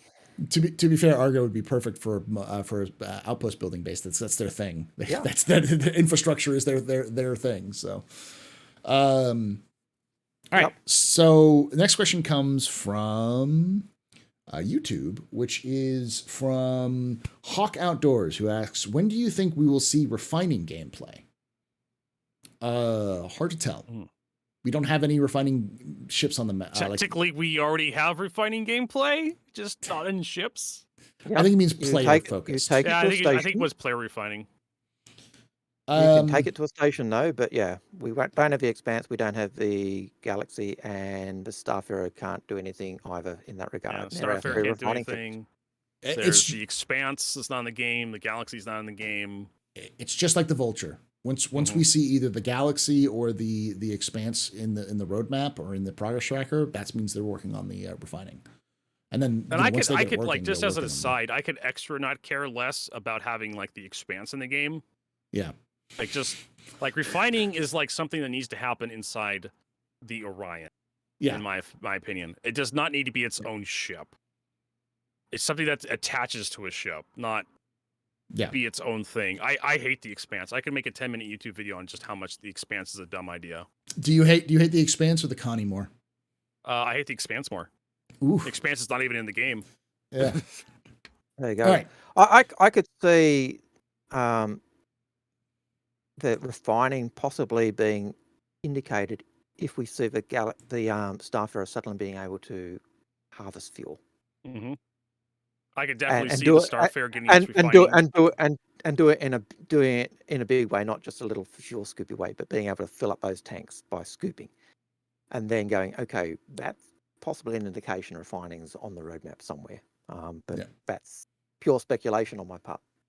All right. Well, so I would see it if I was like to speculate with Algared here. It's just like you go down to Crusader, you scoop a bunch of fuel, either like you find like a big cloud or something. You walk up next to it with your Starfarer, you suck it up, and that fills up one of your empty tanks with raw hydrogen, and then you pump that through your refinery, and then that goes into like refined hydrogen fuel. And that would be the simple version. Yeah. Or you'd fill up all your tanks with raw and you take it to a refinery station. Or I'd imagine like you'd have to like buy additives, so you fill up one of your tanks with like an additive, and then you'd add that to the unrefined hydrogen to make like a +1 fuel, a fuel that's like premium. Yeah. And then it's worth even more.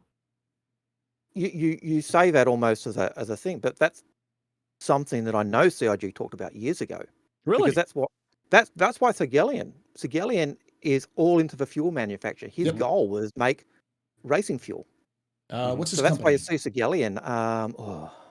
I can't remember his company's name, but that's one of the reasons he's into the racing. He's a fuel manufacturing company, and his goal is making really top-notch racing fuel. That's why he supports all the racing events. Yeah, it's purely that aspect. So CIG did talk about that as being a thing that you do fuel refinery. So yeah, whether that's still a thing, but that's something they did talk about years ago, and that's why Sigelian's company exists. All right, next question comes from Jordan Moreno, who asks, what would you want to come with base building? Any features, functions, purpose, or mechanics, etc.? And yes, we're just answering your question, Jordan. Yes. I think in general, probably just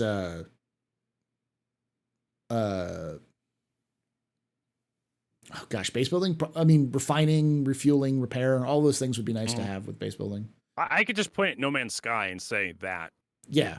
Or Starfield when that comes out, it'll be the same thing. Like, No Man's Sky has like some of the best base building mechanics, like in gaming, in sci-fi gaming right now. And you just point at that and say, just like, I want to do that in Star Citizen. Yeah. I don't know if you guys recall, but last year when they were was it last year? But they were showing us the outposts. Mm-hmm. And one of the outposts they were walking us around was the refinery outpost. And they said, and they were talking and saying, and eventually player-owned outposts, which is indicate, and I took from that, okay, we're talking, refinery stations, mining stations on planet services, and this is the next step up for, and player-owned. And I can remember Sean Tracy, I think, saying at one point, I think it was Sean Tracy, talking about the bases being basically the same as ships. In terms of station, the things that are on a station are the same things that can be on a base. It doesn't have to be in space to be a base. It could be on a planet surface, and because all the things that you generate on a station could be generated on a planet in a base, and whether that turns into player-owned stuff, it's just blows your mind when you start to think of how much they can do just on that. Yeah, and on bases. And all the every that's one of the reasons why I think this last year and last couple of years have seemed like they've dragged on, is because it took a lot of their tools that they've been building in the past, and they're like, this isn't flexible enough. Let's expand it. And so like resource management is expanded. We know it's going to be for resource. It's going to be for planets or for outposts on planets. It's going to be for stations. It's going to be for ships. It's going to be for your character themselves. All of them are going to share the same tools for that process, which takes time to revamp and recreate those tools. This is the reason why the AI got completely overhauled, to make it a little bit more flexible. And those tools, as we've seen in the past, when CIG comes up with new tools, it usually speeds up some development. So once that starts coming in, we'll start to see a little bit more, but it's still probably a ways off. We're at an hour and a half. I'm going to get through this a little bit faster. I'm going to start killing some of these, because this question is like, do you think we should CIG should along with ship updates for IAE or gameplay update to tell us how things are, like data running, repair, science, and are progressing, and things like the core elements that are often not discussed, death of spaceman, agent smithing. Do you think they should give us more information outside of the typical CitizenCon updates? Al, your camera's crashed. I've just restarted it, but I probably need to be refreshed, because that's usually. Oh, there we go. I think they do anyways. No. The answer is what you hear is what they say is what you hear. Like what you hear, what you hear them say is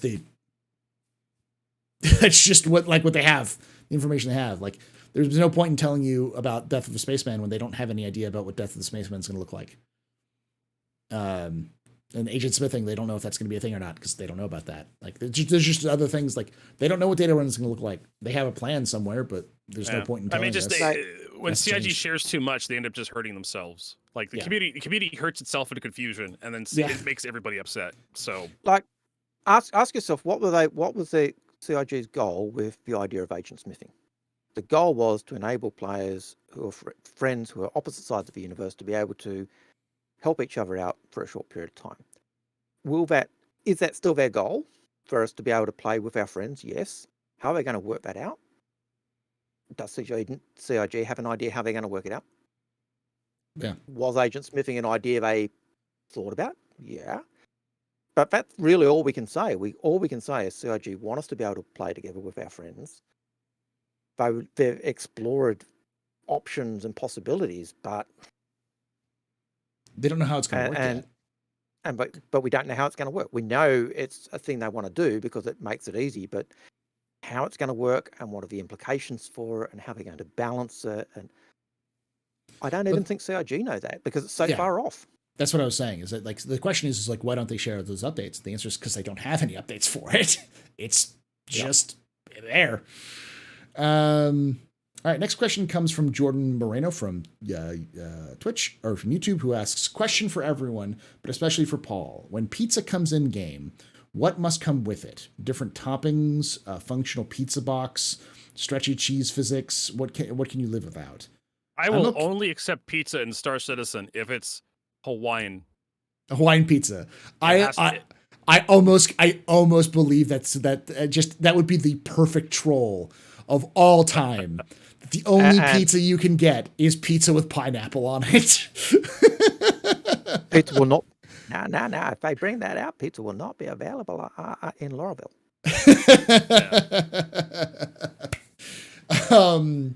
I like my pineapple on pizza. It's and you what? Just because old man Hurston has said that, it'll be the only place you can get pizza. Give me pizza with pineapple. With pineapple. The answer is if the question is honest, it's like the classic pepperoni pizza that you can find in a slice that you can just pick up and be like, that's all I care. That's the minimum requirement, minimum viable pizza. Instead of minimal viable product, it's minimum viable pizza. Huh? Would the pizza slice have to be folded? No, that's too fancy. I mean, like I'd be okay with just a pizza slice, not folding. Though I will say that knowing CIG's modeling standards, or like how they model, it'll almost be a New York style pizza. Nice and flat is what it'll be. So nice and flat with no topping. Right. Got it. With barely any toppings and very greasy. So it should, like, you should put it in the sun. It should like shine. Like it should blind it should you. look like plastic. Yeah. Just almost oil plastic. film on top of the pizza. Yeah.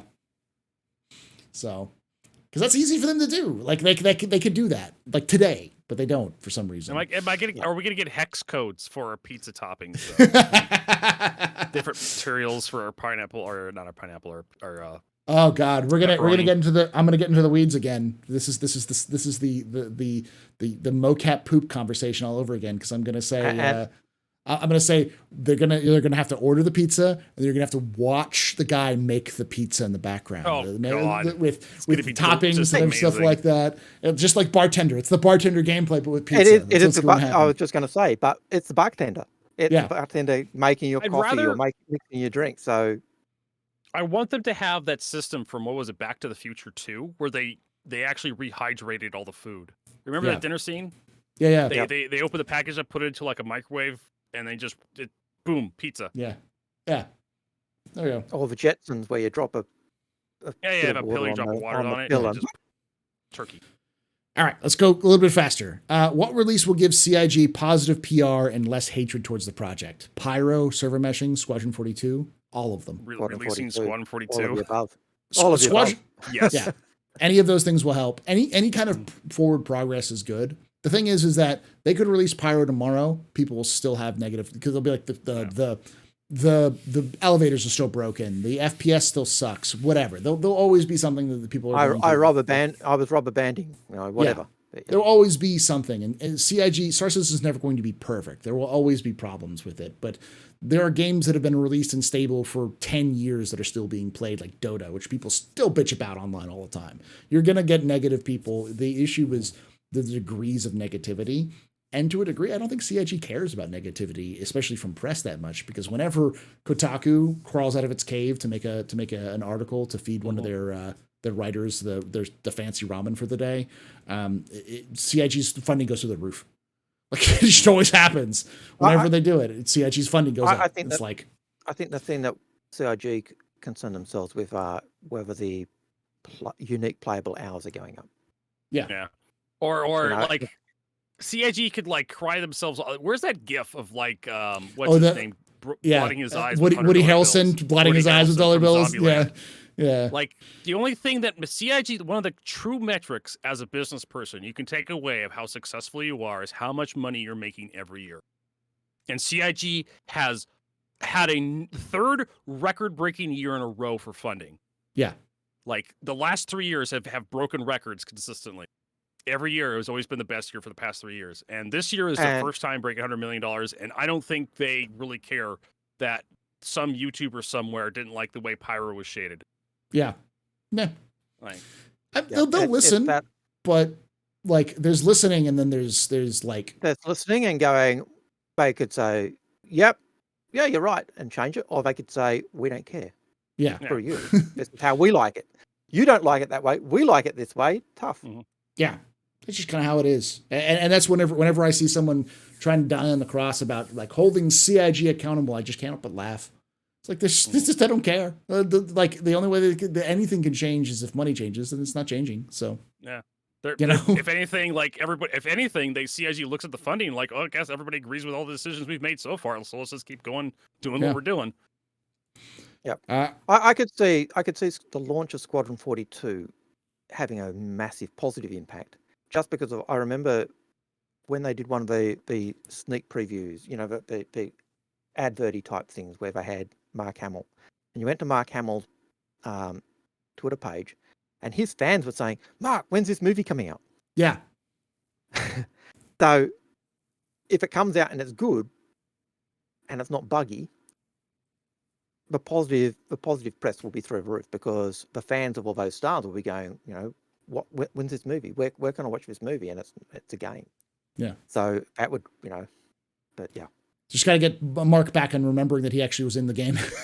You gotta remember. Is that a joke about how long development is, or just like how old Mark Hamill is? I think it's like, I don't know. I don't think any of the actors who were in Squadron 42 remember they were in Squadron 42. Most of them have had like 3 or 4 gigs since then.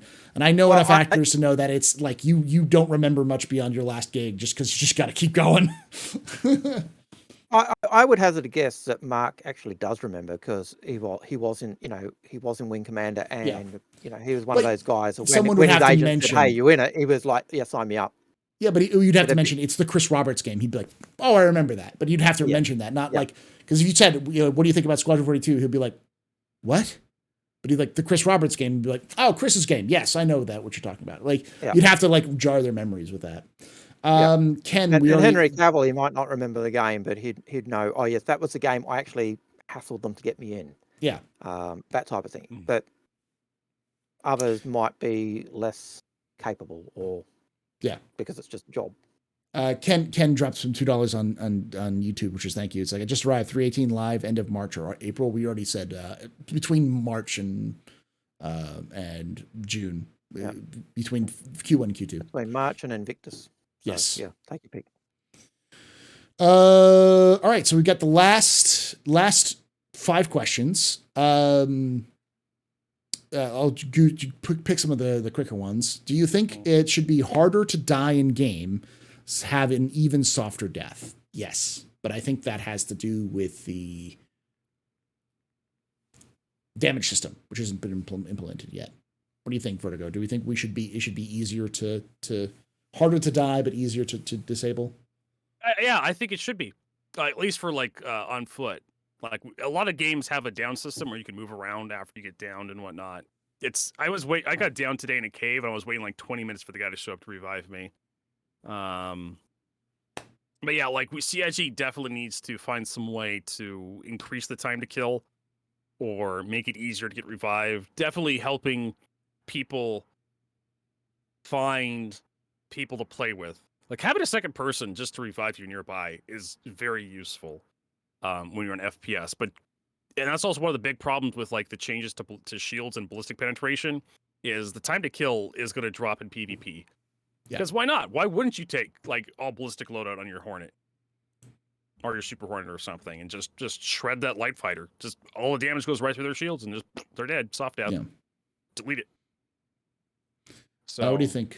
Al. What was the question again? Sorry. Should it be harder to die in game? Should we have more soft death and less kills?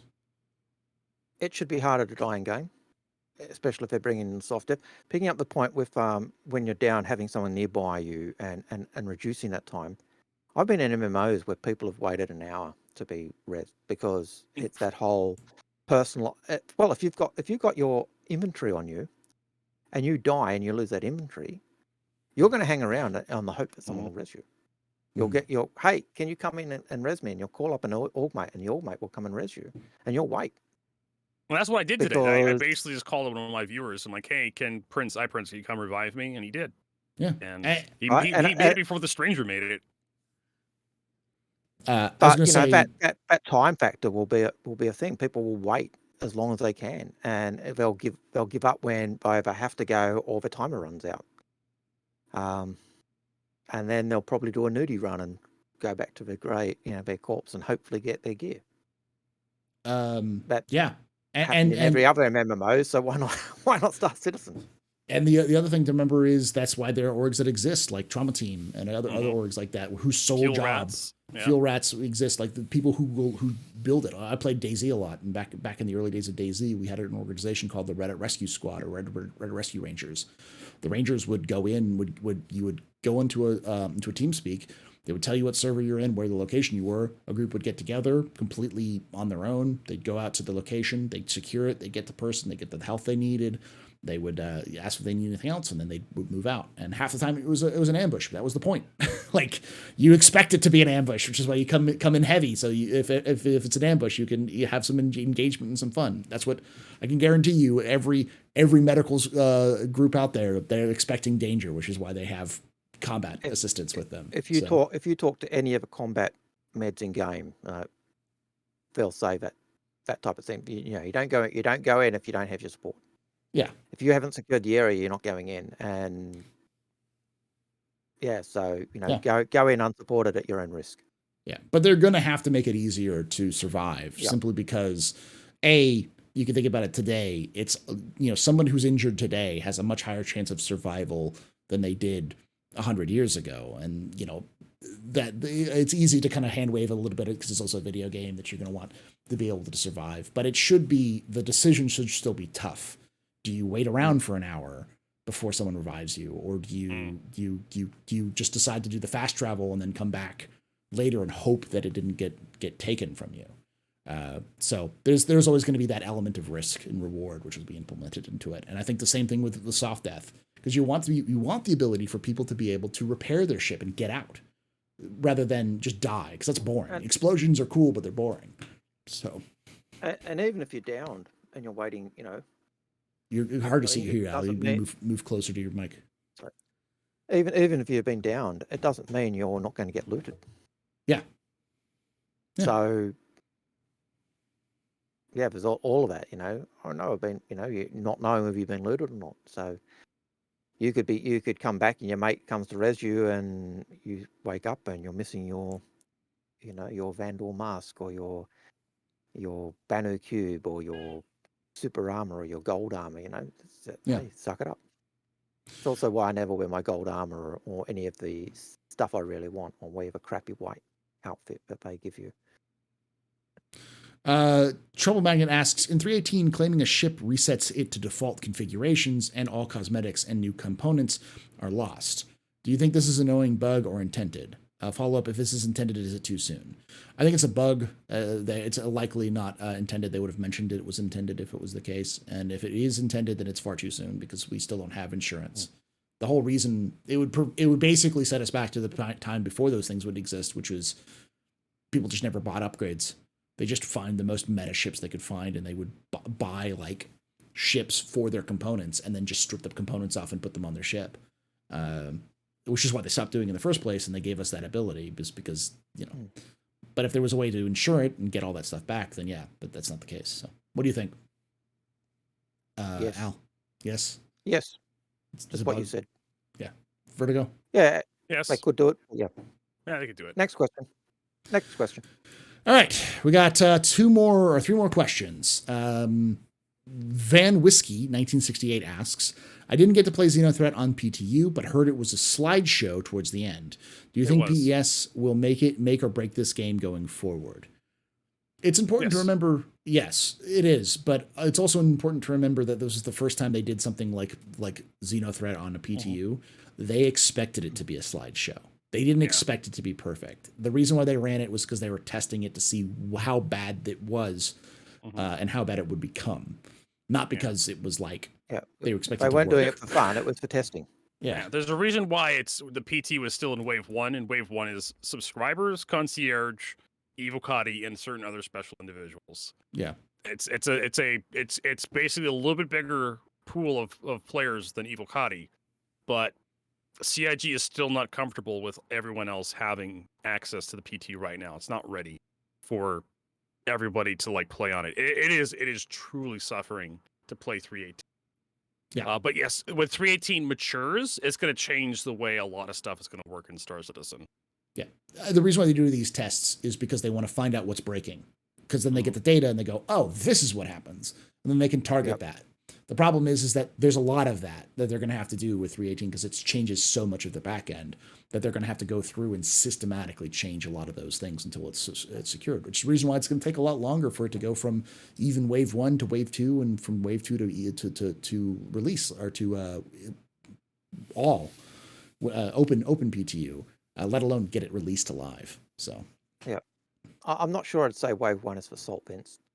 So I think that's anyone who goes into the test servers is not a salt vet. They know what they're getting into. They know it's going to be tough, and they know it's broken, and they're going into test and well, theoretically they're going into test and help find the errors and the bugs and give the analytics that are needed to fix it. So. And a lot of it is just stress testing because like they get a lot of information from just having people fly around. Even if no one reports a bug, they know generally what's going on because they can look at the data. All right, last two questions. I was reading a thread from Spectrum where they were talking about the value of putting it in your issue council. As much as it might seem hateful and annoying, as I was saying, when it goes in there, it's cataloged and we can actually go in and see it and work on it. And even if doesn't get the number, we can actually go through and look at that detail. So fill in those things. Is the issue council smooth? No, it's got lots of problems, and the number of duplicates it can have, even if you try and find the duplicates and there's no duplicate, and you put in an issue council, 9 times out of 10 someone will say, oh, it's a duplicate of, and you go, oh, okay, but it didn't search well enough for me to find it, or I didn't know the right keywords to use. But yeah, issue council is important. All right, second to last question is from Tree, who asks, what do you think the new Star Marine map would be, given that they're prominent events in lore? I didn't know that we're getting a new Star Marine map, but I can guess what it could be, Paul. Let's just guess.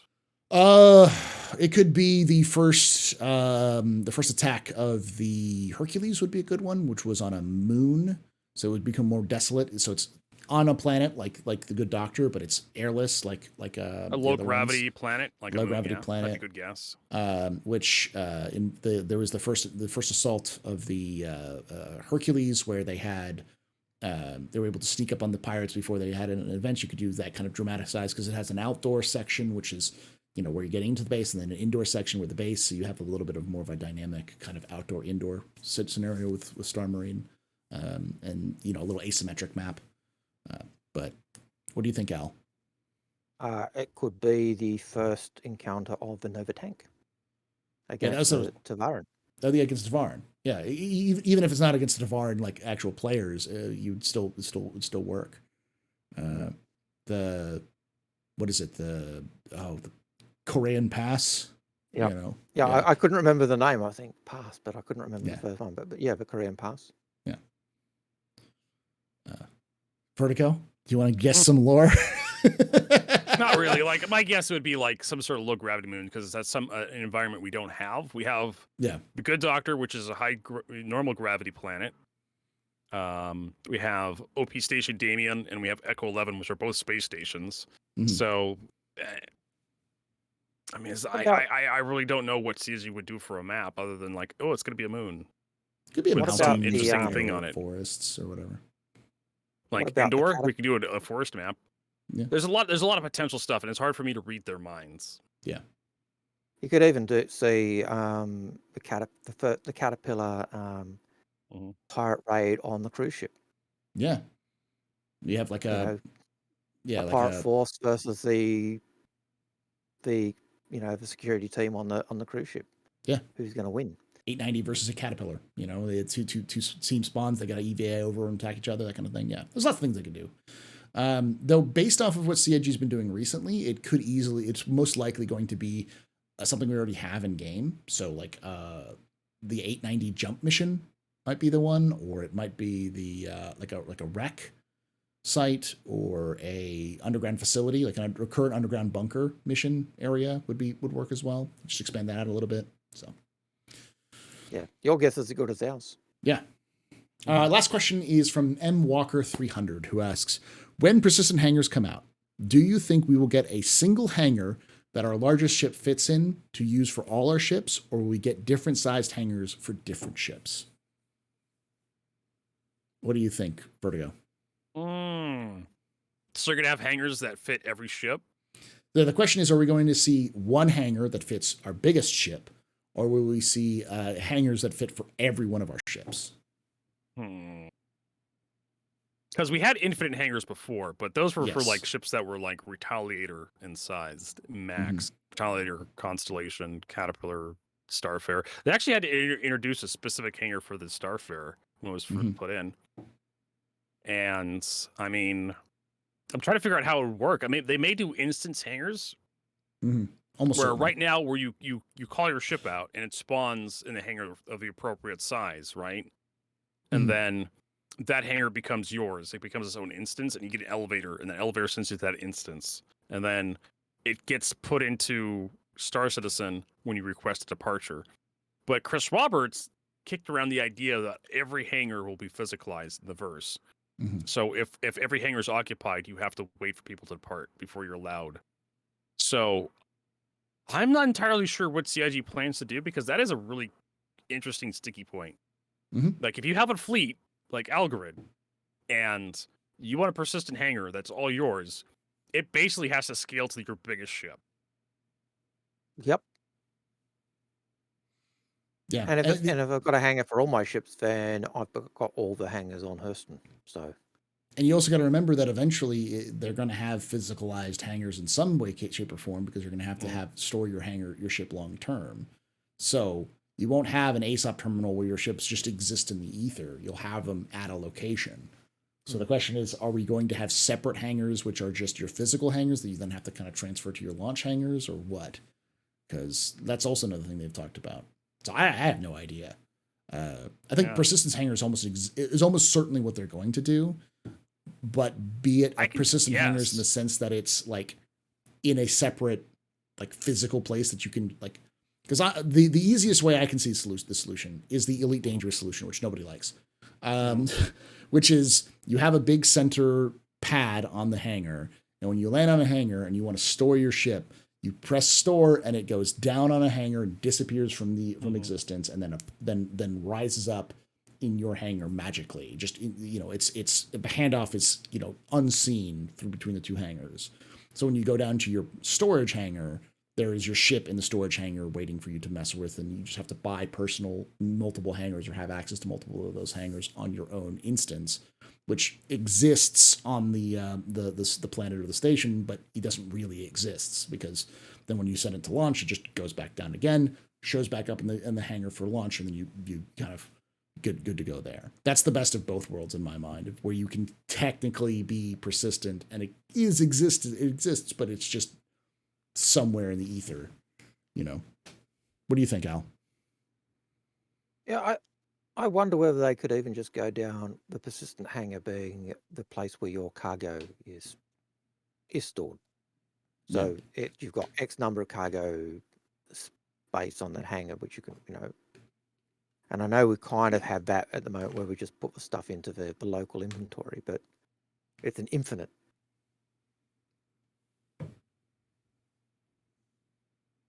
And Al crashed. Yeah.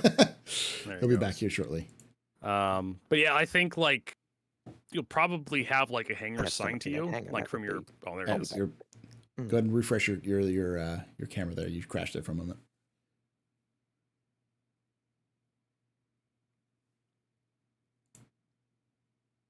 You just came back. Hold on. There you go. Yeah, I foolishly decided I'd restart the camera rather than waiting for the refresh. All right, you were saying, turned the camera off, it refreshed. What were you saying? Yeah, I could see it being more the personalized hangar being the place where our bits and pieces get put rather than just our ships. I think I could see them doing the ships like you suggested, whereas it goes down into an underground hangar and of whatever style you've got, and then you go down to that hangar and that instance, and boop, there's all your ships or whatever. But that seems to go against what Chris and CIG have indicated in the past. So I don't know. It's a tricky one for them, I think. Yeah, especially when you've got idiots who have hundreds of ships. Well, not just that. You also have the problem of there are like 20 hangars on a station. If you have 1,000 people in an instance, you have to be able to support at least some of those people. 20 people out of 1,000 is a joke. Like you need to have, especially some landing zones, like for IAE. When in the distant future, if we're talking about like far future, Star Citizen, there will be an IAE somewhere in the verse, probably at its normal location, and lots of players want to go there. So they'll have to travel through to multiple jump points, multiple systems to get there. When they get there, they're going to want to park their stuff ship in the hangar, let alone AI being flying around and also doing the same thing.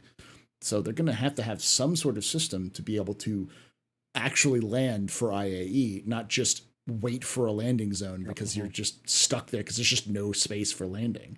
Well, that's immersive. It's annoying as hell, and it just doesn't make a lot of sense that a place like the IAE wouldn't have the landing zone. Yeah.